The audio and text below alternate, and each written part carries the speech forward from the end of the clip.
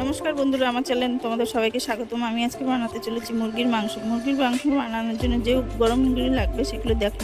প্রথমে দিয়ে দিলাম পেঁয়াজ কুচি, তারপরে টমেটো, তারপর দিলাম নুন, তারপরে হলুদ, তারপর দেবো লঙ্কার গুঁড়ো, তারপর কাশ্মীরি লঙ্কার গুঁড়ো দেবো, তারপরে দেবো আদা রসুনের পেস্ট দেওয়ার পরে তারপরে এবার দেবো টক দই দেওয়ার পর তারপরে দেবো ধনিয়ার গুঁড়ো দিয়ে সরষের তেল দিয়ে ভালো করে ম্যারিনেট করে নেব। ম্যারিনেট করে নেওয়ার পরে দেখো ম্যারিনেট হয়ে গেছে। ম্যারিনেট করে এবার 10 মিনিটের জন্য ঢেকে রেখে দেবো। এবার আলুটা আমি কেটে নিয়েছি। এবার কড়াইতে তেল দিয়ে এবার আলুটা আমি ছেড়ে দেবো। দেখো আমি সব আলুগুলো এখন দিয়ে দিয়েছি।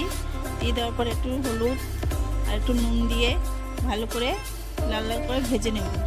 ভেজে নেওয়ার পরে দেখো আমার আলুটা ভাজা হয়ে গেছে। এবার আমি তুলে নেব। আলু ভাজার তেলে আমি গোটা গরম মশলা দিয়ে দেবো। তারপর পেঁয়াজ দিয়ে দেবো। পেঁয়াজটা একটু ভালো করে নেড়ে চেড়ে তেলের মধ্যে তারপরে দিয়ে দেবো টমেটো কুচি আর পেঁয়াজ ভালো করে ভেজে নেব।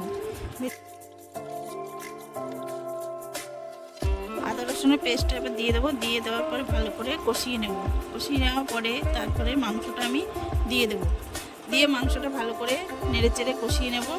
কষানোর পরে দেখো আমার কষানো প্রায় হয়ে গেছে। হয়ে যাওয়ার পর এবার চিকেন মশলাটা আমি মাংসের সঙ্গে আমি ভালো করে কষিয়ে নেব। দেখো আমার কষানোটা ভালো করে কষানো আমার হয়ে গেছে। এবার ভেজে রাখা আলুটা আমি এবার দিয়ে দেব। দিয়ে ভালো করে কষিয়ে নেব। কষিয়ে নিয়ে তারপর দেখো কষানো হয়ে গেছে। এবার আমি জলটা দিয়ে দেব। জলটা দেওয়ার পরে এবার আমি জলটা দিয়ে এবার ফুটতে দেবো।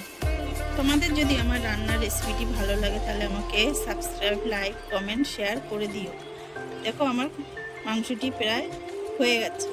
এবার একটু নেড়ে দেবো নিচে যেন না লেগে যায়। এবার গরম মশলা দিয়ে ভালো করে ঝোলের সঙ্গে মিশিয়ে নেব। মেশানো হয়ে গেলে এবার আমি এটাকে ফুটতে দেবো। ওটা হয়ে গেলে এবার আমি নামিয়ে নেব। দেখো আমি এবার নামিয়ে নিচ্ছি। এবার আমি একটা পাত্রে ঢেলে নেব। দেখো আমার মাংসটি রান্না কমপ্লিট। দেখা হবে পরের ভিডিওতে। টাটা।